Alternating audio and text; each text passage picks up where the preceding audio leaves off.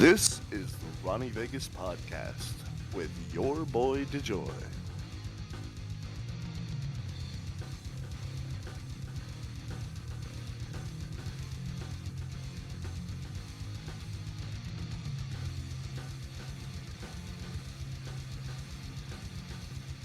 Yeah! Let's go, everybody! The Ronnie Vegas podcast, episode 1. I am Ronnie Vegas. Love the energy, Ronnie. There we go. That's I am right. Your boy DeJoy. And that right there is your boy DeJoy. How are we doing Beautiful. today, Yeah, Mr. absolutely. DeJoy? I am doing just absolutely phenomenal. How are you doing yourself? I am doing amazing. This is good. I'm very excited for episode 1, Ronnie Vegas podcast with your boy DeJoy.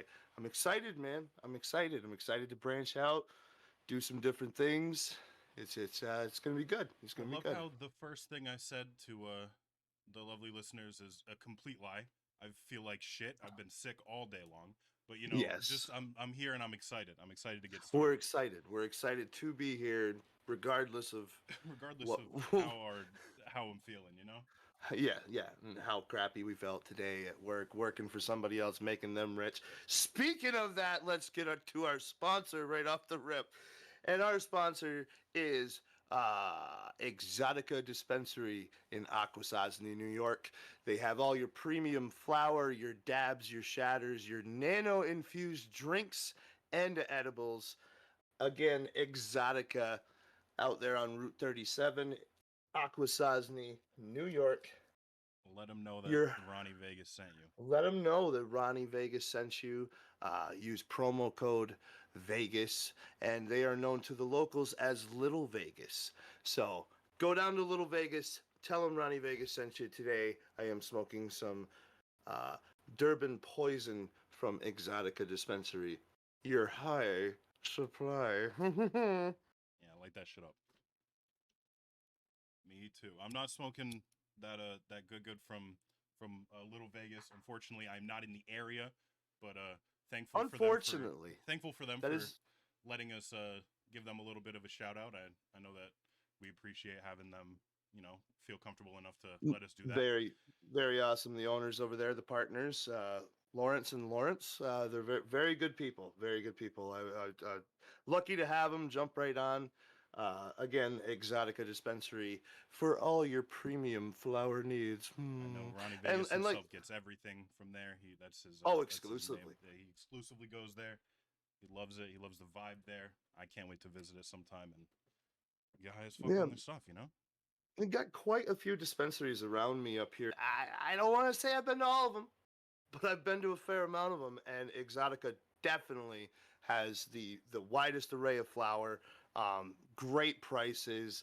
Their edibles, their nano-infused coffee, when I stopped in to talk to them about being a sponsor of the Ronnie Vegas podcast, their nano-infused coffee is 200 milligrams. And it's a good cup of Joe, I'll tell you that sounds like a good cup of Joe. I've never That was tried a good cup of Joe. nano-infused drinks. Is it a different experience than So yeah, let's talk about that for a minute. Since Exotica really, they're really into that nanotechnology, and what it is it's I don't know the formula or anything, but the nano just means it's more condensed and it hits you faster instead of the normal edibles having to go through your whole metabolism and everything. It hits so much quicker. And I don't know the recipe or how it works. I just know that's how it works, and it really does. The difference between their nano edibles and drinks and all the other edibles and stuff. I mean, just the time it takes to hit you is a lot quicker. Yeah, so what I got here is that it's a technique that breaks down the liquid particles into minute droplets of a nanoscale, creating an ultra stable liquid that spreads out evenly. It's revolutionized how additives are administered. It's gained attention with its cannabis industry for making THC products more bioavailable and effective. So it essentially breaks it down before you consume it, so the effects hit you sooner. That's really interesting. And I think it puts it in like a smaller, like they said, like a droplet, so you get so much in that little bit. Yeah. So yeah, it's just it's really good. And again, I'll mention them one more time because I am a whore. Uh, Exotica Dispensary, Aquasasni. Thanks for jumping on board. Absolutely. So, like we were talking about, yeah, you are not up here, so you cannot enjoy this right now. But why don't you tell the listeners where you are from? They heard me say I'm from upstate New York, and let's hear about your demographic. I live in a suburb of Philadelphia. I've grown up all around the East Coast, up and down the East Coast, Florida, New York, Pennsylvania. Currently, right now, I I've been here for about 10 years now. I used to live up in upstate New York by you, even though I didn't know you when I lived up there because I was We'll in get middle to school. that. I was in middle school, and you are not the same age as me, so I am not. it would have been very strange if we had a relationship when I was in New York. Uh, Oh, I would have caught several charges. Multiple charges, Definitely. absolutely. Yeah. Yeah, Yeah. love the area. Hate Philadelphia sports fans. So Hey, I mean, and we should say, speaking of sports, real quick, we'll just dive right into that since you opened it up. You are a Patriots fan, long standing. yeah, I'm definitely going to hide it a little bit better now that they went 3-14 this past year. I But mean, then let's just talk about the elephant in the room named Tom Brady. I mean, it's just, I actually saw y- something y- interesting about Tom Brady. Obviously, he got a divorce from his longtime wife Giselle Bundchen last or 2 years ago, and everyone thought it was because he decided to unretire and come back to the NFL. But apparently, Giselle was cheating on him. on Tom On Brady, Thomas Edward Patrick Brady Jr. She was on out Tom Brady. on Tom Brady. She was cheating on him with some like jujitsu person that she's now in a relationship with, like her jujitsu coach or whatever. Well, what are you gonna do? If somebody who knows jujitsu takes your girl, I mean, Hey, bro. good luck. Oh You know what I mean? man, yeah, no. Oh, I did not know that. That's news to me. See, and that's why you're here. I just saw it like yesterday, or even maybe even earlier this morning. I saw it, and it could be completely fabricated. I don't know where I saw it. I have no source I'm, whatsoever, hey, but you heard it on I the did. Ronnie Vegas podcast with your boy DeJoy. It is It is now factual. factual information. It is. No It is matter how little 98% confirmation factual. I have, absolutely none. I just heard it. I do know that it was almost immediately after their divorce was announced that she was seen out with that guy. I like the thing is, I don't think either her or Tom Practicing their Brady high kicks. has come out and been like, "Oh yeah, she cheated on me or I cheated on him or whatever." I don't think either of them would do that, but the timeline doesn't really add up. So they got officially divorced, and less than a month later she was seen out dating like this jujitsu person or whatever. She was And probably working on that black belt for a she had while, dude. started training You with know him what I like a mean? year and a half prior. So they had known each other for a year and a half. So like the timeline just yeah. I mean, yeah. Oh, I'm going to jujitsu again, Tom. Tom's like, dude, I'm in the NFL and I don't practice that This much. What do you mean? why are you going What's to going on jujitsu here? for the ninth time today? What the fuck is I'm going Tom on? Brady and I don't practice that much. Shit. Yeah, exactly. That's kind of funny. Oh man, So yeah. yeah, I'm was a glad we rough could move off the year for Patriots the stuff. Patriots. I'm glad. You Oh, know, okay. but No, we're back to it. Okay. no, we're back to it. I want to just focus on how really, really awful that season was. But I mean, you can tear into me, long-standing Giants fan, ever since Montana left the Niners. So let's just go ahead and say Why I'm would that old. Montana going to Kansas City make you a Giants fan? Well, so I like the Niners. Okay, okay, Uh, that makes okay. I got you. And I think I like the Niners because of Joe Montana, Jerry He was Rice, great. and, Oh and yeah. it just Yep. the whole team was awesome. And when Joe Montana went to the Chiefs, I was just like, I don't want to be a Chiefs fan. And everybody else in my household was a Giants fan, so it was easy just to To move on there. swap over. So Yeah, I was gonna say you left San Francisco too early because they immediately moved off of Joe Montana and went to Steve Young, who was another which amazing I quarterback. didn't like Steve Young's style because he was that he was the new breed of quarterback back then, and Yeah, where he was he the mobile ran guy. he A ran a lot. lot. Yes, yeah, and he was really one of the pioneers of that type of style, and I wasn't ready for it at the time. When I play Madden online, I am that guy now. I You want the run it right. quarterback who can move like Yeah, that. absolutely. Yeah, it's really tough in today's league to not have a quarterback who's mobile. and that's I why it mean, was. Joe Montana was a statue. You watch his old thing, Oh, three-step drop. oh my God, yeah. Three-step drop. He'd take 3 steps and he would stand there and he wouldn't move. You better block for him because he's not moving. It was You know what I mean? in the 90s and 80s. It was very like there were those quarterbacks who could move, but it was like There one weren't or that many. two out of the entire Warren league. Moon. Yeah, Warren Warren Moon Moon or off the top of my head. Cunningham with Philly, or these like guys that, Cunningham. yeah, Yep. like and then like the one who really revolutionized it and made it really popular to have a quarterback who is that extra threat at a backfield was 1000%. It was originally done, not originally done, but it was like it was made popular by Steve Young, and then it was made over popular by Michael Vick in the early Yeah. 2000s Yeah. when he was rushing for 1,000 yards and passing for Now, see, I was gonna 3,000. say Donovan McNabb. I feel like he was kind of up Donovan there with McNabb moved the. around, but he wasn't a running quarterback. He had he No, had but some he, mobility. but yeah. See, he was a big quarterback too. So when he ran, he was getting that first down. Yeah, kind of like You Big know. Ben. He would just run through people. Right. But nowadays, Right. even in the early 2000s and up until very recently, when you thought about like the best quarterbacks in the league, you thought about Peyton Manning and Tom Brady and like the Philip Rivers, the people who stood there as a statue, the Drew Breeses, the guys who Yep. didn't really move around much. And nowadays, you think of who's the best quarterbacks in the NFL, immediately go to Patrick Mahomes. He's one of the best. He's a mobile guy. He throws the ball Very like mobile. nothing, but he moves around a bunch. Josh Allen is a fucking freight train when he's got the ball in his hands. He runs through people. Lamar Jackson just won MVP and people said for the first 3 years of his career that he was basically a running back playing the quarterback position. Just complete racism, obviously. But Well, I. and truthfully, when he was at Louisiana, no, oh man, he went to the same place that fucking Malik Cunningham went.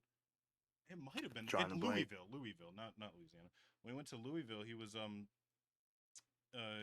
was like he wasn't a great thrower of the football. So when he got drafted, people were just like, "Are you going to change your position to running back or receiver?" He's like, "No, I'm a quarterback," and now he's won 2 MVPs at quarterback, and Huh? it's He just stayed in the right he place. did. Knew He where absolutely he did. knew where he needed to be. Yeah, he's got a great system around him. But Yeah. I'm so glad that we're moving off of the Patriots and talking about other teams because the Patriots don't Yeah. have that quarterback. What they I do tried to have is the number steer 3 off it. overall pick, which will be an interesting in April to see what they decide to do with that. Maybe they'll get the new wave Tom Brady. Who knows? The new wave Tom Brady was drafted by the Patriots a few years ago, and that has not gone well. No, no, that hasn't gone well. No. He had a great rookie year, but he's definitely taken a couple steps back. And I don't necessarily believe it's fully his fault. He doesn't have any talent around him, and he had 3 offensive coordinators in 3 years, and one of the offensive coordinators was a defensive coordinator that that didn't coach offense beforehand and hasn't coached offense since.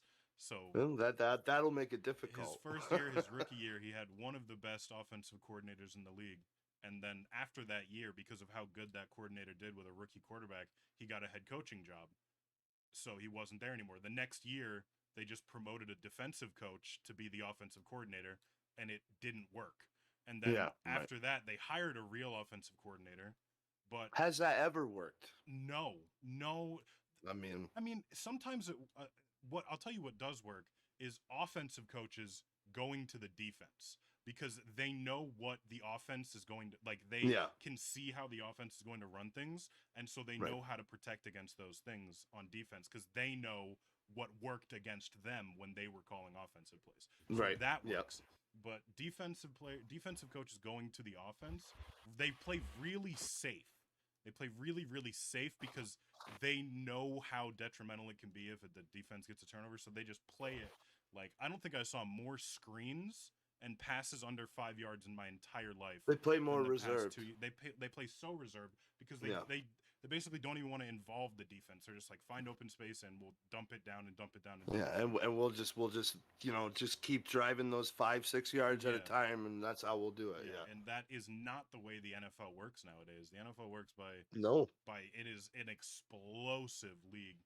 You need Yeah. weapons and you need a quarterback that can deliver every single ball you can think of. And like Yeah, and it seems to change the dynamic of like the whole NFL, like every 10 it years or goes through so. cycles. It Something, absolutely yeah, goes through it's cycles. definitely a cycle There's so many sport. changes. Like 80s and 90s were all about, or 80s, 90s, early 2000s were all about having the best defense. And Hmm. like nowadays it's important to have a good defense and it can really stifle a good offense. But the thing about playing 60-minute games is that no matter how good your defense is, if the quarterback that defense is going up against is a great quarterback, once the defense gets tired in the second half, fourth quarter, Yeah, it's a wrap yeah. because he is going to pick you apart. And Yeah, that's he's just gonna keep like going. Yeah, it showed it so well in the Super Bowl because the Niners had the best, for real. probably overall team. I don't think they had technically the number one defense, but they had one of the better defenses in the league, just absolutely star studded. And in the first half, it was really low scoring and really slow defensive, methodical game. And then in the fourth quarter, and overtime, it was just like Patrick Mahomes was cutting through butter with a hot knife. He could just find every pass he needed to because the defense was tired. And that's Yeah, just how you have to play the NFL now is keeping it close, either being able to score enough early so you just blow them out of the water, or keeping it close until one of your defenses gets too tired to guard the amazing offensive weapons. And right. because of all of the rule changes on like defensive pass interference, like you can't touch the receivers at all now. Like Mm. 10 years ago, you could grab them and pull them and kind of make them run the route that you want to guard. But nowadays, if you even put a hand on them, Yeah, it's 20 years ago, Michael Irving, like, he was always wide open, and we would watch Sports Center and figure out why. He used to push off his defenders yeah, all the time, and yeah. then they made that a rule after a while. But Michael Irving was really the first wide receiver to just push off his defender, and yeah, he'd be wide He open created every the time. offensive pass interference call Yeah, essentially. exactly. Yeah, Yeah. and Yep. on defense, you can't do that at all. You can't touch guys anymore. Yeah. But that Super Bowl was wild. That was what, one of only two Super Bowls to go Into overtime. overtime. Yeah, the other one was Patriots Falcons when Tom Brady came back from 28-3 against the Falcons in 2016, Definitely, 2015. Yeah, definitely. It was a very very good game. yeah. The commercials were trash this year. The I can't even remember one that was yeah, halfway none of good. them are really like sticking in my brain. It's wild because I remember commercials from other Super Bowl years, Yeah, like good yeah, Doritos yeah. commercials and The Pepsi Pepsi commercials, commercials that and puppy monkey baby thing. I yeah, think yeah, that yeah, was an yeah, energy drink. exactly. Yeah, absolutely. The fucking Oh my was it the god, thing was so Budweiser creepy, but just horse? everybody at work the next day they were all like, "Puppy monkey baby, Puppy Bucky Baby. Yeah. puppy monkey baby." Was it Like, oh was yeah. it the Budweiser horse that was in every Super Bowl for like 4 years or something? No, it was the Clydesdales, the Budweiser horses, That's what I just said. The right? Budweiser Oh, did horse. you? Oh, I'm sorry. I thought you said some horse. No, I the was the like, I was Budweiser like the horse. Budweiser horses, Yeah, it man. was the Budweiser horse that was in like four straight Super Bowls, and like Yeah, I was like, I I think it must. was more than four. It was Wow, a boy, do lot. I ever feel like it was a lot more than I four. remember specifically four of those commercials for sure. I remember the Clydesdale. I'm almost sure, man. This might be a Mandela effect type thing going on here, but I'm almost sure when I was younger, I remember commercials with them too. And that, When you were younger, yeah, Super yeah, Bowl when I was commercials younger. specifically. Yeah, That's wild. I'm telling you, It was like from Super Bowl commercials have always been awesome to well, yeah, watch. yeah, yeah. I'm just saying that like you keep that idea going for that long and people still like It was like a enjoy them. tradition type thing. I feel like You know what I every mean? time I saw it, I was just like, oh, yep, there's that. I wasn't paying enough No. attention to the commercials this time. Well, like the Coca-Cola, what they got, that the polar bear family. Well, it wasn't a family; it was just a polar bear. And then throughout the years, he got Yeah, yeah, like the girl, and then he got yeah. like He the got little he got cub and yeah. stuff, and it just kept. Yeah, but that was the that was The the one commercial staple of I it. did like was the Dunkin' commercial with all the Boston people in it. Uh, when they were talking about that. I don't know if you saw that one. That I one was don't so recall that funny. one. That one must have slipped by me. It must not have Yeah, impressed me very it was good. It was much. funny. It was a funny one for sure. But yeah, I mean, they used to just the commercials used to be funny and they used to be entertaining and stuff, and they'd stick in your head, you know. But this year it was just it Maybe wasn't. nowadays I'm so used to not like I every single like I don't really watch TV unless it's sports, and every other thing Right. I consume doesn't have advertisements on it when I watch like a Yeah. streaming service or whatever. Yeah. So whenever there is a commercial, maybe my young brain just immediately goes, "Oh, this is a commercial. You should pull out your phone and like scroll through Exactly. Twitter or Now, scroll through I TikTok or will something." say, I will say that all of these streaming services I have in my house, we are cheap and we keep the ads, so I see the commercials on Hulu and everything like that. So and I don't get my phone out. I'm a commercial kid. That's what Because you grew I up with mean. commercials. I grew up with commercials, man. Like that's it. We had commercials during Looney Tunes, so like that was nuts. You know what I I mean? remember So when I was younger and there would be commercial breaks when I would watch cartoons and stuff, and I don't think I had any like I didn't have something else to like look at or whatever. And that's why I remember so many like random toys that they would advertise right. on like those commercials because I To be had to fair, watch them. when you were little, you also had the internet already. I didn't have the internet in the 80s. So the way we saw the new toys was on the commercials. Like that Yeah. was how we knew what new toys were coming to you know, the stores and Well, I yeah. guess when you So like the thing about the internet is that my parents when I was younger, not necessarily being like we anti should pinpoint this right now. Let's just say that I am 42 and you are 24. I am 24 indeed. Yes. Yeah. So It's a bit of an age difference. So like when it's an I'm age talking difference, yeah. about like when I was younger, I mean early mid 2000s like Right. And when I'm talking about younger, we're talking about the 80s. Kiss being the number one rock band, face paint, disco balls were just a thing. Yeah. Like, yeah, the 80s, man. Yeah. Yep. But when I was younger, like my parents didn't we didn't have a computer until I think my mom had one for work, but it was a really it was like a dial up really like we had dial up internet really a Oh, really good. So you got to experience the dial really up. Oh my yeah, god. yeah, Yeah. for sure. We had a home phone, and anytime someone would talk on the home phone, my mom would come and be like, "Hey, can like she would literally like hand you like her cell phone or something like that, and be like, call them on this because like Yeah, I need call the internet or whatever." I need the internet. Yeah. Yeah. Yep. Yep. So we would do that, but like I didn't do anything on the internet. Like I wasn't like I didn't really play video games or anything until I was old. Not older, but like when I was like maybe 10 or 12 or something like that. I hadn't had a gaming console or hadn't really been on the internet or whatever for the most of the 2000s. It was like Right. 2010ish that we started to actually do that type of thing, and we bought a PlayStation 2 I think at the time, and like we My bought a first gaming console was the Atari, bro.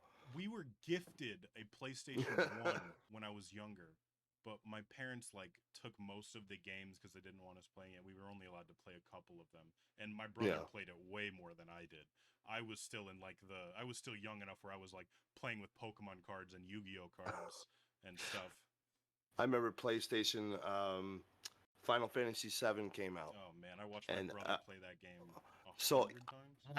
yeah, I watched my brother play that game, and he would like read the subtitles because I'd be like sitting on the couch, so I couldn't read them because the TVs were back in Yeah, that yeah. big. Hmm. You know what I mean? So, and I watched. I think he beat the game in 72 hours, and I'm pretty sure I watched about 60 some hours of that game. Yeah, So when I went to play it myself a you few already years knew what later, was I coming. already knew how to do it, and Yeah, yeah, wild, Square Enix wild. has But made yeah, some I fun went games. from Atari to Nintendo to Super Nintendo, like every single console going all the way up, and yeah, the consoles now, dude, you. Yeah, it's crazy how far You've got more gaming has powers than come. a lot of computers in a lot of these consoles now. It's These consoles have more power in the computers than we had in school back in the day. You know what I mean? oh Like, my god, a thumb drive has more memory components than what it what the size of the fucking computer chip that sent us to the moon for the first time. right? Yeah, yeah, It was like something like the entirety of the because a lot of it was on paper obviously, but like any of the data that they had was like within I think it was 3 megabytes or something like that wow, or something like that. yeah, It was ridiculously tiny, and like that something that small, took up like, I think it was like a gigabyte like hard drive or something, took up an entire room. Yeah, I remember that. Yeah, and now think about how we buy, like, I have one sitting over here. It's an external Yeah, terabyte, an and it's extended this terabyte, big, and a it's the size of a terabyte, fucking dude. credit card. Yeah, it's crazy how far things have come like that. It's just It's nuts. wild to think that that was, what, say, 60 years ago. Yeah, a mechanic told me once that a 1996 Camaro has more technology on it than this than that moon launch. Oh yeah, yeah. I Yeah. think because it had electric windows, Yeah. probably, or some shit. Like like They definitely didn't have that on the space no, they shuttle. just had a radio and some controls, basically. Yeah, I no, didn't even. Yeah, yeah, yeah. it's wild that like the thing is that the U.S. recently just landed on the moon again for the first time in a long time, very recently. I did hear that. Yeah. So like the thing is that like I can't imagine how much work and how much money it costs to do that now. I can't even begin to imagine how hard it was when everything was done by hand basically. And like Yeah. all of the calculations were done by hand. Have you seen the movie oh my god, fantastic movie with fucking the black woman who helps out at NASA and she's a fucking badass. Oh, I don't know I the name can't of the think of the movie you're name, talking yeah, about. but I'm almost sure I did see that movie though. such It a was good like movie. about the women that put It was about like right. the intro. It was like they were. I think it was putting them in space for the first time. It wasn't going to the moon, Yeah. but it was like they had this massive chalkboard. I don't know if it's accurate, like accurate to the times, or whatever, but they had this massive chalkboard and a ladder that would slide, so they could go Slide. Yeah. up Yeah. high and right and get lower and down to do these massive calculations that you and I could do probably on our phones now, or just ask Siri to fucking solve for Yeah. us. And maybe not Yeah. because that's like But still, extremely and complicated. they'd work tirelessly on those equations and stuff, and like have to break them down, like Yeah, you said, stories high. It yeah, just, just yeah, tens of feet in the air as they're working on these equations on a chalkboard, and it's and crazy. then somehow implementing that without like modern machinery into something that is capable of reaching that high of a speed with all of the air resistance, breaking through the atmosphere, and like what the I can't even It's I crazy can't to fathom thinking fathom. about doing that I know. now with the technology we have now. Yeah. But the Yeah. fact that they did it that long ago just is a testament to how much we really hated the Soviet Union. Isn't that the truth? Yeah. All right, so let me just bring us back around here for the listeners. We've established that there is a hefty little age gap here, but why don't you let the people know how we actually met, because we've known each other since COVID. Yeah, yeah, very true. Actually, we met a long time ago when I was in high school. Check TikTok for Oh that man, one, yeah, ladies and check TikTok gentlemen. for that one. No, Yep. Check the Ronnie Vegas podcast TikTok for that little snippet yeah, right there. the part that the joke that I made. No, but for real, what happened is that we have a mutual friend. When I lived up there, when I was in middle school. I met a friend named Josh, and obviously Josh and I have kept contact for a long time, uh, 12 years now or something like that, and no, 14 years now, and uh, and he and I play video games all the time. We were rocking Warzone when COVID hit and everything Good was shut old down with Call the of Duty pandemic. Warzone. Yeah, the good old 2020 Warzone. And I guess Josh hit Ronnie up and was just like, "Hey, do you want to play with us?" Because Josh is in the Carpenters Union up in northern New York, and he and Ronnie had worked together. And Josh said, "Hey, there's this cool guy Ronnie. He's a little older, but he can. He's gonna come play some video games with us." And at Now the watch what he really said. He's a little older, but mentally. That's literally what he said too. He goes, "He's a little older, but mentally he's 17." I was just like, "Okay." I knew it. I He knew did. it. That's literally what he I said. Like knew it. he when it was right before he invited you to the party, he was just like, "Hey, I've got my friend Ronnie that wants to play with us or that we can play with."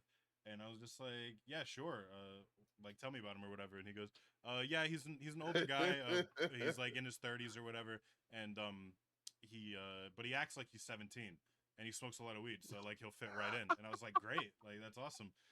And yeah, and then our friendship blossomed from there, playing some Call of Duty, and branched out obviously to different games, and now we're here doing a podcast. Here we are. Yeah, Talking hence why about we started space. talking about all the video game consoles and everything with Yeah, such yeah, yeah. fluidity.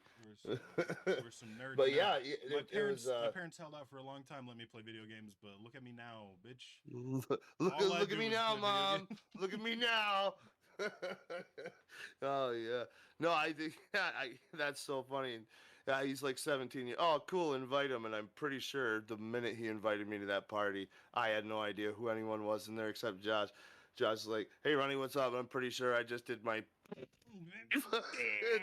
just made weird noises. Just made Just weird noises. Al, come on, let's play some games. Come on. Just started doing that. That was probably like, Oh this man is in his 30s? yeah. You DM Josh and you're like, 17's pushing it, Yeah, I was brother. probably. I was just like, maybe a prepubescent 12-year-old, just angry at the world. I mean, you'll have that. It was great though. We had a fun time. It's good. Obviously, Yeah. obviously kept in contact, even though we've never met in person. We like to. No, we never actually have met in person, and then now here we are doing a podcast. It's like I've known you my entire life. It's well, kind of 4 years. If you think about it, that's almost a quarter of my life. That's a quarter. That's just a blink of the eye for me. Oh, man. But yeah, so that's how we met, and here we are Obviously, he doing the didn't old groom me. podcast. No, Please no help me. grooming. Help me get me out. Please. Hey, meeting him. So yeah, so you were up here when you were younger. Kept contact with some friends. And now you're down in Pennsylvania, and you've traveled quite a bit. Yeah, I've gone to mostly Europe. Actually, only exclusively Europe, and a lot of places in the United States. Uh, Never been to Europe. it's a vibe, dude. It really is. It's a different feeling. Depending on where you go, it's obviously different. It's Is it so kind of like like when you walk off the plane, you just know, like you can just things feel look it. You know different. what I mean? Absolutely, things look different. Yeah. And the actual airport itself is like it's a modern airport or whatever, so that's not really throwing you for a loop. But I remember when I got off the plane in Iceland with my mom. We walk out of the airport, and it was in Iceland. You like get off on the tarmac or whatever. Like you just like they bring the steps up to the plane, and you get off on the instead of having the thing come out and get you or whatever and pull you into the terminal. Like you get Hmm. off on the tarmac and then walk to the baggage claim or whatever. And we get out and we're walking around and we get over to the baggage claim, and neither of us speak Icelandic, but like it's something like 80% of Icelandic people speak English as well, like fluently. Like they're it's like 80% is bilingual and like 70% is trilingual, just because it's such a massive tourist destination that like they teach so many different languages in school or whatever. Well, So we get out and we're looking for the rental car place, or like because it's not inside the airport because it's a smaller airport in Keflavik.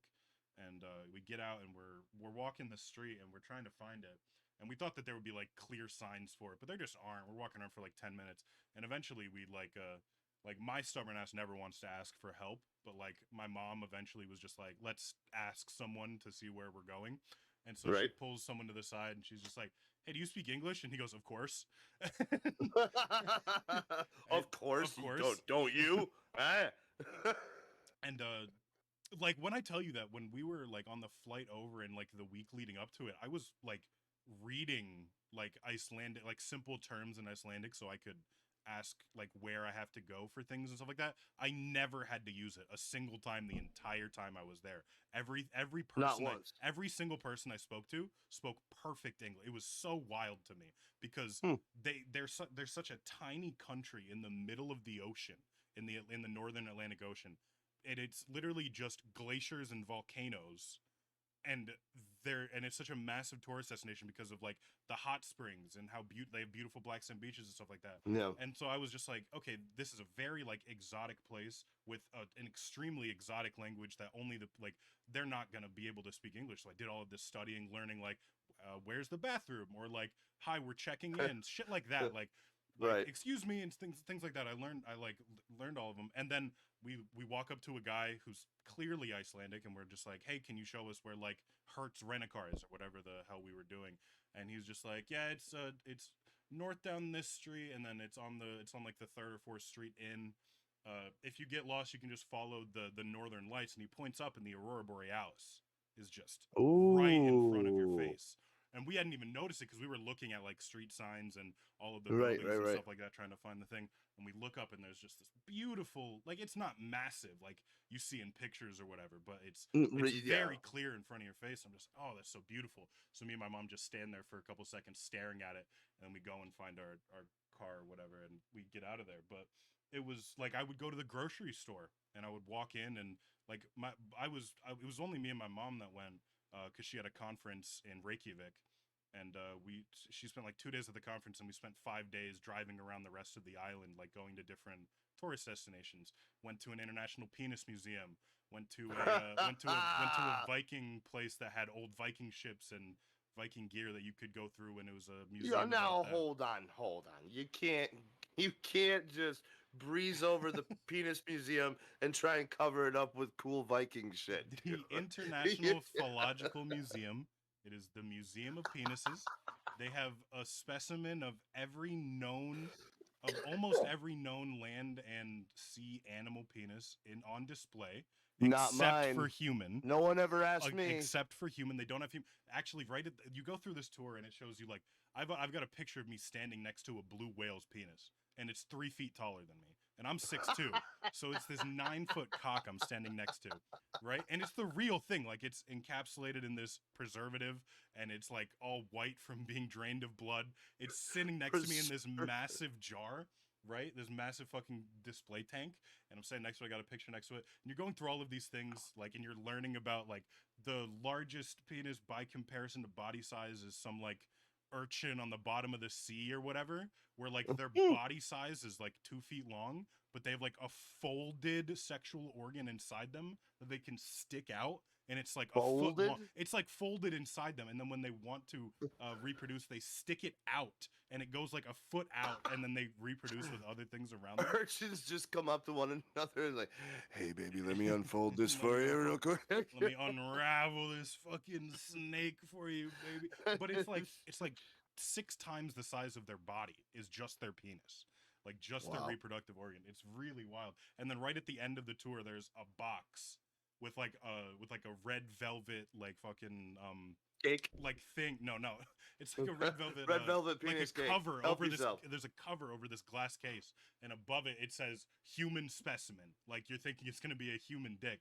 So you lift up the thing, and it said, "No one's donated yet," or some Yes, shit like sir. that. I've got a T-shirt that I bought from the gift shop from there, and it says Icelandic's International Philological Museum. It says it in Icelandic and in English, and then the caption on the shirt says, "This museum is not for pussies," because it's entirely about dicks. It's a great shirt. I bought it and I wore it to school. Bazinga! I wore it to school the next, like, when I came back from the Oh, trip. yeah, turn that inside out, didn't you? No, they were like my teacher, first period or first block is what they called it in my school. They were like, you're gonna have to take that. Like, it was like 20 minutes into the class, and we were like taking a test or something like that. And I had just been in Iceland for 9 days, so I was gonna flunk that fucking test. I'll Right, tell you that right, much. And right. I'm in that class, and I'm doing the test, and the teacher comes around to me, and when I go to hand in the thing, the teacher looks up from her desk, and she sees my shirt, and she's just like, "You're gonna have to put a hoodie on or something." And I was just like, "Yeah, I know." Now, if it would have been like biology class or something, I bet they would have been like, hey, nice, They nice would shirt. have been if I wasn't so dog shit in AP Bio my junior year when I went to Iceland. Oh man, my AP Bio teacher hated me. Mainly because I went to Iceland in the middle of her. I missed 10 days. I missed 8 days of class so I could go to Iceland, and Well, she's probably jealous. She wanted to go to Iceland, I'm sure. but it was like Goddamn kids, anyway. I think we went in September. We went in September my junior year. So it was like a month into the class. So like, and I wasn't doing well either. I had like a low C or like a high D in the class or something. And That's not bad. it was bad for me. It was really bad for me. I'll tell you how bad it was. I was doing so bad in that class for me, like a D or something like that. That when I went to go get my driver's license, my mom looked at my grades and she was just like, "Not today. Your grade in AP Bio isn't Not good enough." today. Or my dad did that. My dad did that, and then my mom like came over to me and she was just like, "I'll take you today." Like I, yeah. Not today. And I actually ended up flunking that class, unfortunately. Alex. So I'll tell you why. So we go. So I tell my bio professor, or not professor. I tell my bio teacher that I'm going to Iceland, and this is early in the semester, and we have my high school was semester based, so I only had that class for half the year. We had 82-minute classes, block scheduling, so it was more of like a college atmosphere than it was a high school. Yeah, right. So Instead of 40 some minute instead classes. of 8 40-minute classes, we had Yeah. 4 80-minute classes. So we were going around, and I'm telling her that like I'm gonna be gone for the next week and a half, and I tell her like a week in advance, and I'm like, can you like tell me what to read and what paperwork to fill out, and like give me the homework or whatever, and break it down by section for me, and I'll do it like either on the plane ride there, the plane ride back, or like whenever I get time when I'm over there.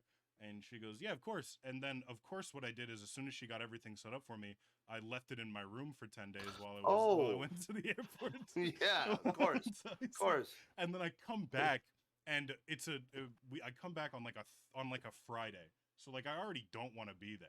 Like I'm Right. already like don't want to be at school. And then I go into the class and I haven't done any of the work, and she's just like, "Did you like do all of the work that I gave you?"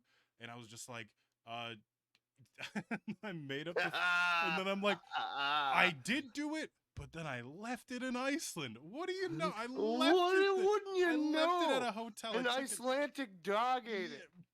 Yeah, yeah. I was working on it in my hotel room, and then I just left it on the desk when we left the next day. I'm so sorry. Oh yeah. And she gives me a copy of everything and tells me to bring it in on Monday. So she wants me to do 8 days worth of work over the weekend after I just came back from a 10-day vacation. Shit, I forgot it. And so I mean, I didn't forget it. I had all this shit in my room. I just didn't think that she'd make me do all of it again, which of course she did. And so like Got wrong, I didn't you? get home on that Friday, and my mom asks me, and she's just like, "Hey, so like, what's up with school? Like, how are you doing? Like, is everything good? Like, you got all your work that you needed to do turned in?" Of course, I lied, and I was like, "Absolutely, no problem at all." Absolutely, I'm And golden. my mom checks my grades, and this was early in the semester, so I wasn't doing awful. Like, I still had like a C or whatever. And she hadn't put like none of my teachers had put like zeros in for the assignments because I just hadn't done them yet. Like I hadn't turned them in yet. So like all of my grades were the same. And she was just like, okay, cool. Like my mom used to like be pretty anal about my grades, so I couldn't like hang out with friends, or like she would take my Xbox away for the weekend or whatever if I didn't have great grades. So I'm just Oh, like, all right, I'm mom. gonna go play Xbox. And then I spent the weekend playing Xbox again, not doing any of the schoolwork Again, that I was again, supposed just to do. leaving it. Yep. And I go in on Monday, and the teacher Why am asked I me again. failing? The teacher asked me again. She's just like, "Okay, did you get all that stuff done?" And I was just Oh, like, "I'm almost done with it. Like, I'll bring it in tomorrow and finish it and like give it to you." And she's just like, "I told you to bring it wow. in today." And like I told myself that Monday night I was going to fucking, like, I procrastinated obviously through the weekend. And I told myself, I was like listen, I was like listen. I was like, Monday night, you, I'm tearing through this, right? I'm tearing yeah, through this I'm work. gonna do 8 days I'm of doing work all in of it. one night, I'm dude. going home at 3. I'm working until 1 in the morning. I'm waking up, and then I tell her this. I'm just like, I'm almost done with it, but there was a little bit too much for me to do in one night. Like I say this, and she goes, "Well, you should have already done it. You just needed to put the answers down from what you remember from doing it while you were away." And of course, I hadn't done it before. I hadn't even looked at it, right? And I'm just like, "Yeah, I just got a little bit Detective. more to clean out, like finish up." And she's just like, "Oh, well, do you have what you've done so far so I can take it and Oh, grade it?" And I'm just like, "No, no, it's still at home." And she could definitely tell I was fucking oh bullshitting, yeah. obviously. Yeah. At this point, you're And so deep you can't go back it anyway. was so funny You might as well because just pile it on at this point. she knew how bad she knew I was bullshitting, because she didn't ask for that work ever again, and I never turned it in. So did she just give you the zeros She for literally it? just like that Tuesday, she didn't ask me about it, and I didn't talk to her. Like we just went through class normally or We whatever. just walk We by just each other like a divorced couple we staying just go together for through the class kids. normally, and then like the like I look at my grades like that Wednesday because it was like Monday she wanted it. I told her I'd bring it in Tuesday. Tuesday we don't talk about it. I look on Wednesday, 9 zeros in my homework fucking thing, and my Wow. grade goes down to like right She below a wasn't D. playing. No, she wasn't fucking around, and she hated me. She absolutely hated me. And it definitely started there. To be fair, yo, I was gonna say that's It probably definitely where it started there. started. Was One thousand right percent, it there. started there. I Um, think you pinpointed it. bro, junior year, I skipped school so much. Near like, it's actually really stupid because I ended up working my ass off. And getting my grade back up in AP Bio because I wanted the college credit for taking the AP test, and you had to take the test obviously, and I wanted to be like passing to take the test, or else I wasn't gonna take it. And it was Yep. nearing the end of the semester, and I was on the verge of failing. Like I was right there. Like, Right there and on the at the cusp. time at my school, a 65 was a D and a 64 was an F, right? So Ooh. I'm At literally least when like, I was in, it was 55 was enough. yeah, no, they dropped it to 60 the next year. I'm sitting at a Oh. 64 before our final exam. And that we take the final exam, and then we take the AP test 2 days later for the college credit, right? So I'm taking the final exam, and I am lost. Like I studied hard, like I studied really hard. I thought I was gonna do a really good job, and I'm fucking lost on like half of the material. I'm like, There's not a clue. what the, and immediately when I get to like this section that I don't remember anything about, I'm like, this is the work I was supposed to do when I was in Iceland. Like I literally thought about it to myself while I was taking the test. Yep. I was like, this is the shit that I should have been doing. I was like, oh god. So I filled it out to the best of my ability, and then the essay portion, or it wasn't even an essay, it was like a lab that you had to do with somebody for like the last little bit the day before the fucking AP exam. And I go and we take the written test, right? And she grades it and gives it back the next day. And I get a 60 on it, which is an F, which is failing, which drops my grade from a 64 to a Mm-hmm. 62 because of how Oh the yeah. final is weighted. So, or yeah, so I'm at a 62 now. And I'm like, oh my God, am I even going to fucking pass this? Even if I get in 100 on this fucking lab today, I'm like, I don't know how that's weighted in comparison to the thing. So I go up and I ask the teacher, and I'm just like, what do I need to get on my lab here to pass this class? She's like 2000. No, no. And she goes and she looks at me, and all she has to do is go into her computer, input the grades or whatever, and then Yeah. see what Yeah. the output would be, because it's one grade she just needs to put in. And she looks Right. at me, doesn't even open up her computer. She looks at me and she goes, you should have worried about that when you didn't turn in all the work that you should have been turning. And I was just like, oh, you stupid. Like, Ah, bitch, dirty. I am 16 years old, and you're like, I'm fucking, I'm smoking weed I every am a day. man. I am a man. I'm like, I'm 16 years old. Like, like I made some mistakes, but like, you're a teacher. You're supposed to want to help me pass, and she didn't. She just didn't want that for I, me at all. So I I do remember my when I was lab. in. I get like a B on the lab. I get like an 81 on the lab because it's a group lab with two other Ooh, people. close though. And So close. I look at my grades, and it's a 64 Oh. after the final and after other thing. And she Oh. so after the lab is done, she's like, okay, all of your grades are in. They will be updated tonight, and that is your final grade for the class. No extra credit, nothing. Like, we cannot do anything else for you.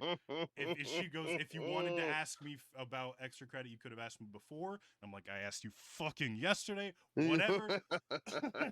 But I'm like, whatever. I go and I look, She had a vendetta. and I had a 64. So I go and talk to her the next day, and it's the day of the AP exam, and I go and talk to her. I'm just You like, walk in, you're like, okay, you proved your point. I walk in like 10 minutes before the class starts. Like, I leave my other class early because it was with a chill teacher. I was just like, I've got an AP exam in 10 minutes. Can I go talk to the teacher before like that class starts? And he goes, yeah, that's fine. So I go and talk to the teacher 10 minutes before the bell rings, and I'm talking to Miss, I don't even remember her name. I've shut it down in my brain so hard. But I go into her class and I'm just like, Blocked it hey, out. I know like this AP exam doesn't have anything to do with like our actual test grade, like our actual grade, because it's specifically for the college. Like she doesn't even look at it. Like it is just specifically to get college credit. Like it has nothing to do Mhm. with our grade. I'm just like, I have a 64 in the class right now, and she goes, I know. And I'm like, Well aware. Well aware. I know you said literally yesterday that there's no way that we can like figure it out. And I'm like, I'm 1 point away from passing. And is there anything I can Oh, do? bow chicka bow bow. Not even like, I'm just like, is there any kind of extra credit? I will fucking donate to your favorite charity. I will Yeah, kill your that's worst what you were enemy. thinking. I will do anything. She was not attractive, so I wouldn't have fucked her even for a passing grade. Um, Not for 1 point. You kidding me? it's like I better get at least a fucking C for this shit. Jesus. You better bump me up to a B minus. No, but she goes, no, there's nothing we can do. Like, there's nothing I can do for you. And I'm like, can I just? And I brought in a piece of work that I hadn't submitted from like a week before. And I'm like, Can can you I just? take I'm like, this, can I just give please? you this? Like, I like literally, even if I get Can a you just C on it, trade I'm gonna something? fucking pass. Like, even if I get a C on it, I'm gonna pass. And she goes, she essentially said, no, you dug your own grave. Like, essentially, she said that. And so I walk out and I skip the AP exam. I'm like, fuck it, I don't even care about the credit at this point. I remember when I was in high school, I took Regencies, and it was course two, so it was like, I think that I don't remember if that was trigonometry or whatever it was. Um, and I took the Regents and got a 64 on it, Mm. and I was like, But that's oh passing for no, you. because no, well, not for a Regents. Oh, For a okay. Regents, it was 65. So, uh, you fail the Regents, you fail the class. So I failed the class. Yeah. So I had to sign up for the summer Regents. So I studied all summer, whatever. I took that summer Regents.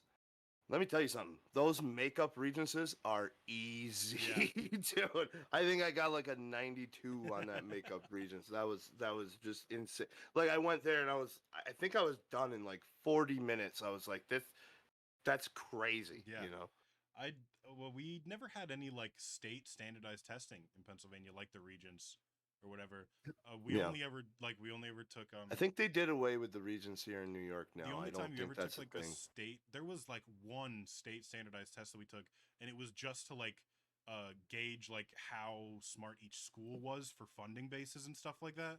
And so like our teachers would like hype it up. It wasn't even every year. I think I took it twice. I think I took it in my sophomore year and my senior year, where they were just like we had an assembly about it. They were just like, try your hardest on this. It doesn't affect your grade at all, but it does We affect don't like want to be the stupid school, all right? exactly. It's like we don't want to Yeah. be the dumbest school. Like, and it like I went to the richest preppy white school you can possibly fucking imagine. Like we're on a hill. We have two turf football fields. We had a turf field Oh my just for the God, football team to dude. practice, and we had a practice turf field.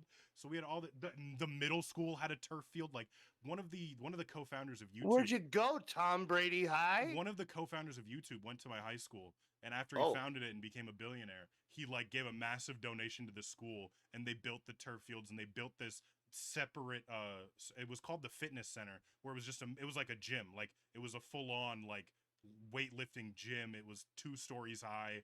It was beautiful, and they had this whole thing, and they redid a whole bunch of the school and stuff like that. So it was, I mean, it was on top of a hill. Like you could literally imagine like the sun beaming down on it. It was like the prototypical like rich white person high school. Like wow. weed wasn't as big of a problem as cocaine was in that school because of how fucking rich and white it was. Oh my goodness. That's crazy. Yeah. My high school didn't even have a elementary, middle school, high school was all in the same building, and we didn't even have a football team. When I went to Canton, like everything was all in the same building. There were 3 separate buildings, but they were just separated by hallways. Like it was Right. just a hallway to Yeah. get to each one. Like it was one massive building that was That just school's separated into sections. massive compared to where I went. It was so My weird my because like graduating class was like 23. when What was I yours? when I graduated 8th grade in Canton to go to high school, I didn't go to Canton. I didn't go to Canton in high school. But when we went through 8th grade, and I have like the fucking yearbook, it had 70 kids in my class or something like that. That would have been my graduating class if I stayed through Canton. I think 70. 2017 graduation, which was my year graduation at Canton, was like 65 kids, maybe Yeah. 75 kids or Yeah. something. And my high school graduation, just my class itself was like 350 or something like Woo! that. It was a massive, massive class. My God, that's like my entire K through 12, dude. Yeah, That's yeah, yeah, yeah. like every student and faculty, please, to the auditorium. That's your graduating class. The Our auditorium was humongous. It was like a fucking opera hall. It was so big.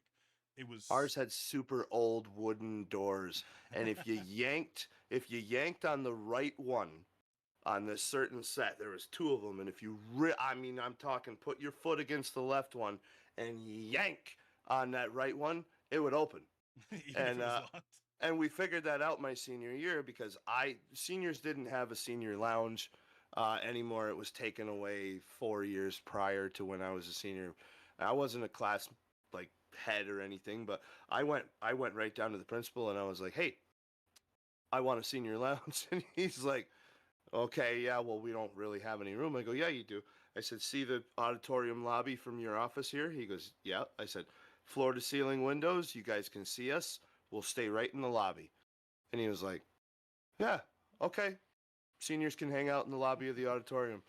Meanwhile, I figured out the door thing the year before, so I wanted it there. So every time we went down there to hang out, I just yanked Get that out, door open, and everyone would go into the auditorium. I would usually get a amplifier out and plug a guitar in and play some music. wail on it. Oh yeah, and it ended up the teachers would actually bring study halls down to the auditorium if I was like playing the guitar or whatever, just for something to do. So that was actually pretty cool. But. We did have a senior lounge. My There was a senior lounge my junior year, and then it got taken away before my senior year because some nefarious stuff was going on in there. I don't remember exactly what Ooh, happened. I nefarious. don't remember exactly what happened, but there was a specific area in for lunch that seniors could eat outside. You could also take your car, and like we were right down the hill was an Arby's and a Sonic and like a Dunkin' Donuts or whatever. So there were a couple like if you had good enough grades or whatever, you could get senior privileges, which would mean you could go out for lunch and drive down and go get something and come back as because we had a longer lunch because we had a 45-minute lunch or something like that. It Must be wasn't like the nice. normal like 20. I think in Canton for lunch I got like 25 minutes or something like that. And so yeah, we had a long lunch. It was basically like taking a break at like it was a lunch at work. It was like damn near a full hour we would Right. have. And if you count like the time between bells and shit too, like it was a long lunch. It was probably 55 minutes essentially from class. And there was the big ass the school was so big they had a cafeteria and the lunches were broken down by you would go during your third class. So your third class would be longer than all of your other ones, but 45 minutes of that class would be sectioned off for lunch. And you would just go at different times depending on what lunch you were assigned. So if you had A Right. lunch before you went to third period, you would go to lunch and then go to third period for the full length. If you had B lunch, you would go to third period for like 40 minutes, go to lunch, come back and do another 40 minutes or something like that. And then C lunch, you would go to third block, do the full class, and then go to lunch and then go to your fourth block class or whatever. Because it was so big, you couldn't have all of the people eating at the same time. There wasn't just a lunch time. Right. There was essentially 2 hours blocked out so everyone could eat lunch at a different time so the thing wasn't overflowing. And that's Wow. not even counting seniors because the seniors had an outdoor seating area full of Right. chairs. There was like a what's the game called? Foursquare, where you hit the ball and there's the four squares and you're trying to tap it in. And you know what that game is? Never heard of it. So it's a must be square. that preppy white It school must thing. be. It must be. It was like a square that had We got to four. play outside in the dirt. No, it was paved. It was paved. It wasn't. It Oh was no, no, all no. We paved. had we had dirt, and we had one old college football that the fucking gym teacher brought in. Anyone want to play football? Hey, Oh fucking my throw it in the dirt.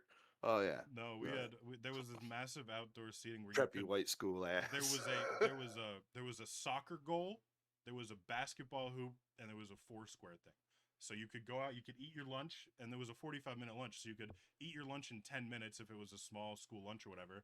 And then I would play half an hour of basketball or something, or hop in the four square line. So four square, there's a square, obviously, and then there's four equal squares inside of it. There's one Okay. person in each square, and you have like a kickball or whatever, right? Okay. So you're standing on the square, and there would be one person who would be in the one spot, and then they would be numbered one, two, three, and four, right? The person in the one spot was like the king of the square or whatever. So they would King of serve. the hill. So you would. It was essentially like the rules were similar to tennis, where if you bounce it into someone's square, they had to bounce it into somebody else's square. They couldn't pick it up, and it couldn't hit the ground a second time, or else they would be out. So you would like hit the ball lightly. It would bounce in someone's square. They would tap it to somebody else's square. You would go back and forth until the ball like hit the square and bounced away, so they couldn't get it, or like it bounced twice before and they like And dive this was for it away. done with what, a kickball? Yeah, like a kickball or something that Hmm. bounces like that. Like yeah, definitely like a kickball, not like a soccer ball. They don't bounce enough or whatever. Like something Right. that bounces, something that you hear that toing when it fucking hits the ground or whatever. So you would smack it, it would hit the ground in the square, and then that person that was in that square, it was their responsibility to not let it hit the ground a second time, or they would be out. And like if the person in square two gets out, the person in square three moves to square two, person in square four moves to square three, and then the next person in line goes into square four. But it would always be the person in the one square would be like the serving person because they've been in there the Oh, okay. longest. So Gotcha, it was gotcha. essentially like king of the square. It was called four square. I'm pretty sure that's what it was called, but that was in like it was it was so nice actually. The school was, like I said, on top of a hill, and it was built like a square on top of the hill. So there was this open area in the middle that was set. That was where that's where the seniors ate lunch. Is right in the middle of this open area. So you would just walk out of a door in the cafeteria, and then you would be in this open area that's surrounded by the building. Like you would be Jeez. encapsulated inside the building. It was so nice. Spotlights would come on, theme music would start blaring. You could play Seniors music or are whatever. on the premises. We never had Oh, any yeah. really. Did your senior class have a good senior prank at all? No, everyone was scared to. I wanted to, so mine was illegal, but what I wanted to do was go out because, again, the auditorium was right next to the parking lot where the faculty parked, and I wanted to bring a bunch of screwdrivers and change everybody's back plates. Oh my god, That's what I wanted to do. And that's never say a illegal. word. Never say a word and let them all figure it out on their own. That's what I wanted to do. Somebody would That was spill my it. suggestion when we had like our senior class, whatever. Everyone said, "What, would anyone have a prank suggestion?" And that was my suggestion, and it pretty much just scared everybody into not doing one. So My senior class, I had a couple like solid ideas. Like the thing is that all of the classes were so big that it was impossible to organize like one thing with everybody. So like you right, couldn't just like we had a couple like walkout days as seniors where like every senior would just like get up and leave in the middle of a class. yeah, yeah. Like we would do that. But We my had a senior freshman skip year, day. Yeah, oh yeah, we had a bunch of senior skip days, and yeah. I skipped so much my senior year anyways. But dude, I'm surprised. Like when I tell you, I'm surprised I graduated my senior year. It was Yeah, ridiculous. it sounds like it. But my freshman year was the only year that I was around that there was a senior prank, and somebody brought a it was either a motorcycle or a four wheeler inside the lower part. So What? there was a junior parking and senior parking. Senior parking was a little bit closer to the school, and junior parking was like down. It was like down the hill a little bit. You had to walk up a long staircase to get up to the school. So one of the seniors parked in junior parking, and rode his four wheeler up the stairs and into the Into it was school. I forget which hallway it was called. Each of the hallways were like numbered. There was a 100, 200, 300, 400, 500 hallway all the way through, or Yeah. like all the way up to like 7 or 800 We hallway or whatever. drove it into the school. Drove it into the lower part of the school, like by the like down by like the band area and the auditorium or whatever. What? And he's driving through the fucking I didn't see it. I just heard about it. Like I just heard that it Surprised happened. you didn't hear it. No, I didn't hear. I was on the other side. It was a big school. I was on the other side of the school when it happened. And he only got up one hallway before a teacher came out of the room and was like, "Get that shit out." It was like the last day of school or something like that. Definitely wasn't a northern New York four wheeler. You would have, or dirt bike, whatever. You would have heard that thing No, all the no, it way was through that yeah, no, it school. was it was. I do remember it was really funny when people were talking about it because I think the guy got he got in some serious trouble. But Oh, when it yeah, came to yeah. skipping, this is really bad. So my junior year, I had a driver's license and my sister didn't. My sister was a year older than me. She was a senior when I was a junior. I worked at a gas station convenience store right down the hill from the school. So I would, because I had to park in junior parking my junior year, I would drop my sister off at the front door of the school, and then I would go park my car, quote unquote. I would go park my car in the junior Hmm. lot and walk up. But in reality, I would drop my sister off and go down to Sheets, which is where I worked, and get a coffee and eat breakfast and like completely skip my first class. And then I would go to a park near my house where a couple of my like I had friends that were old like upperclassmen, so like they were either seniors or they had graduated the year before. So because of my French class actually, because that's going off on a different tangent, but Oh, oui, oui. I took French in Canton in middle school, and then I took French in high school. I signed up for French to continue it, and I'd already taken 2 years of French in Canton, and so I just got to jump. And they didn't start French until you were in high school in my high school. So like I was in French 3 with juniors as a freshman. So I was friends with that junior class, and so when I was a junior, they had just graduated.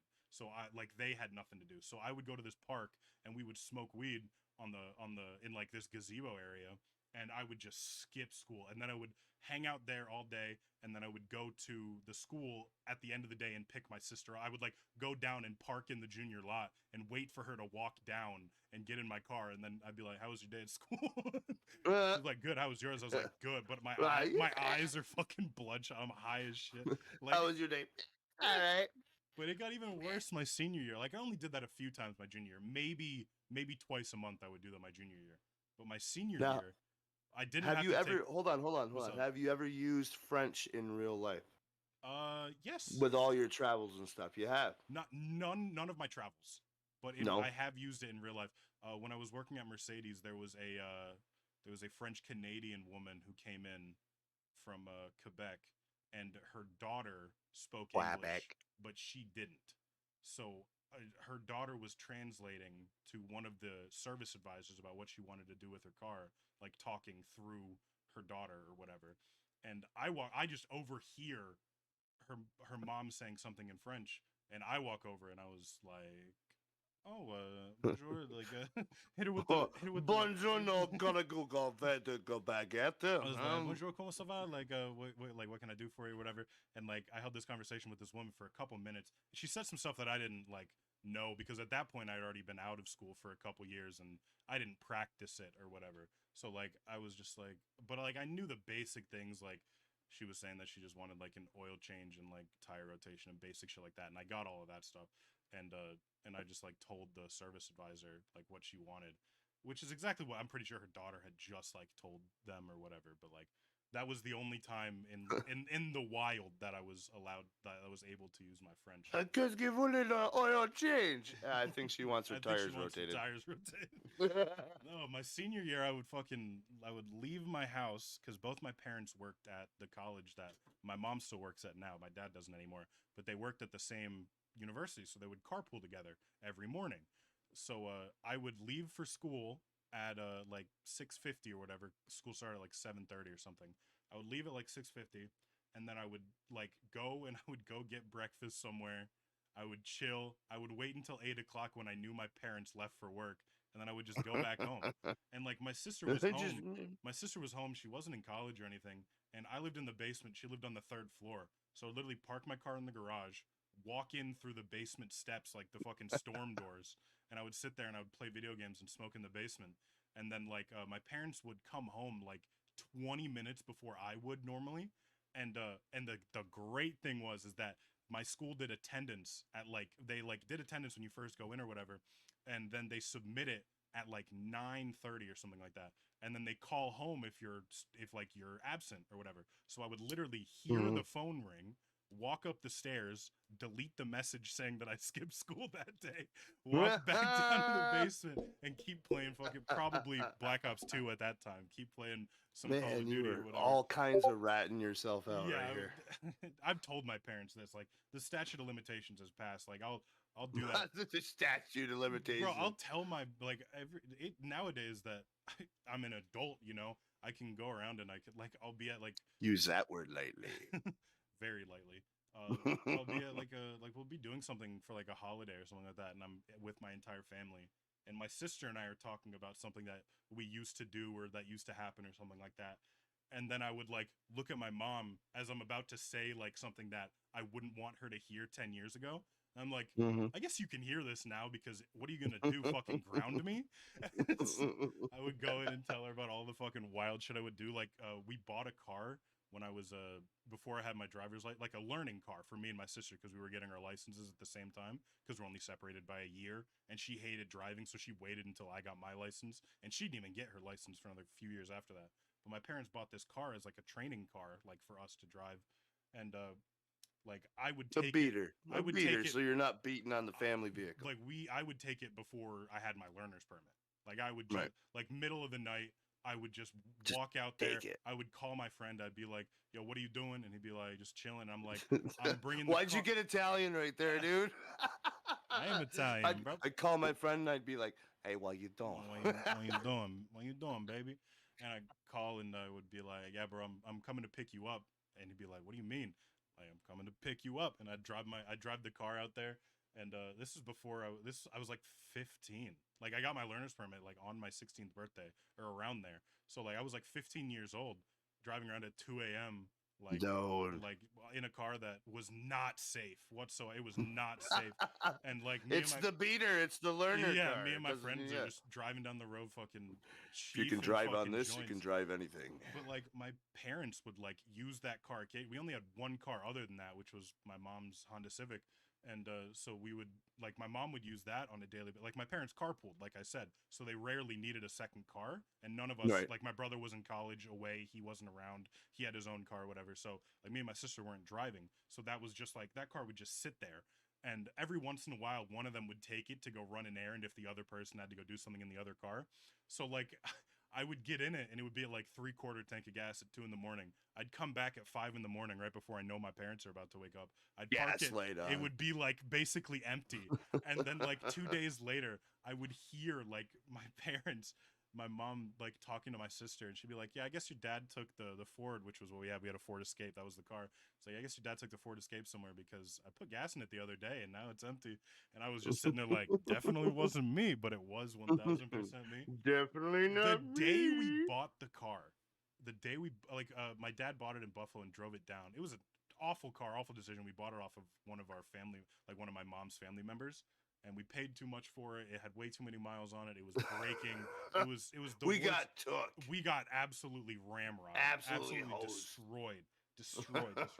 And so like the day he brings it home, I'm like checking it out and I'm like, can we go clean it? Like I wanted to clean it. It was a nice it was a Ford Escape like limited. So it had like leather seats and it was a nice looking car, but it was Nice one. even Nice, at the Brian. time it was 12 years old and had 275,000 miles on it or something like that, and it Damn. was not well maintained at all. It was Wow. falling apart. So I'm like, can we go clean it? So my dad takes me and we go clean it out and everything like that. And then that night I go and I grab the keys and I take me and my friends to a McDonald's.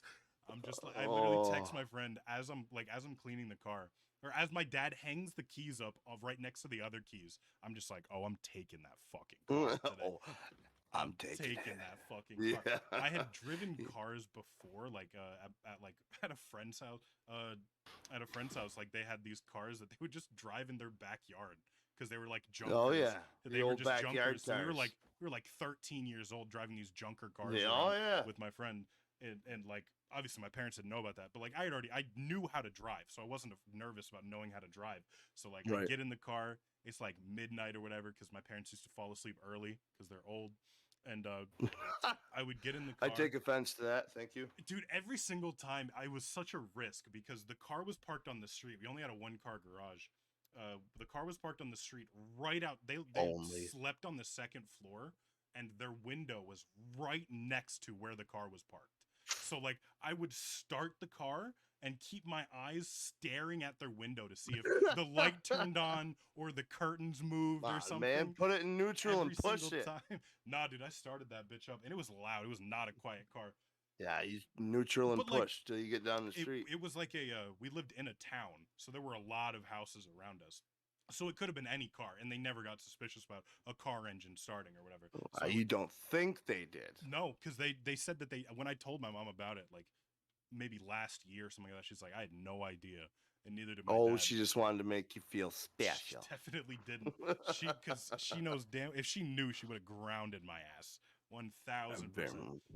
I think it would have been a little more harsh than grounding. I but probably yeah, wouldn't. She probably would have sold the car and said, "You're never touching." I don't think you'd be driving today because you'd probably be missing a foot.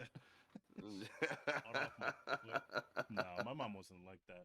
My mom was very my mom was strict about some things, but not other things. It was very strange. I was an early. Well, yeah, I was you an are early 6'12", so bloomer. yeah, I'm only 6'3". 6'12". But I was 6 foot tall when I was 12 years old, basically, Oh essentially. boy, And I thought like that's when my dad really picked up on wanting me to play basketball. He was just like, right, "You're gonna be right. huge, dude. You're gonna be." Can you dunk? I know I've asked you, but can you dunk? I can grab rim. If I got in better Yeah. shape and like worked toward it, I could probably dunk. If you use like one of those little I basketballs, dunked the tennis probably ball one time. get I in there. dunked the Oh tennis ball hey, one time. I can tennis grab. ball! I dunked the tennis. Yeah, ball. I can grab rim. I just can't get. If I trained my legs for like a few months or whatever, I could probably get it. I'm much more of a shooter than I am a like a attacker of the rim or whatever. So Yeah, yeah. but my dad Well, was always like my dad was always my coach for basketball, so he would run me pretty hard. that's right. Your dad did coach you. Yeah, he would run me pretty hard. Same in baseball. He would run me pretty hard when it came to like training and stuff because he Yeah. loved basketball and Trying to make you a super athlete. he loved basketball and he This motherfucker's over 6 foot tall. He's gonna make me I money. mean, my dad's the same height as me, so like Still, I mean, he loved basketball. He still to this day absolutely loves the sport, and but he really wanted me to be really good, and I mean, I never was good enough to. I tell myself this, but when I was in high school, I was way too out of shape to play high school basketball.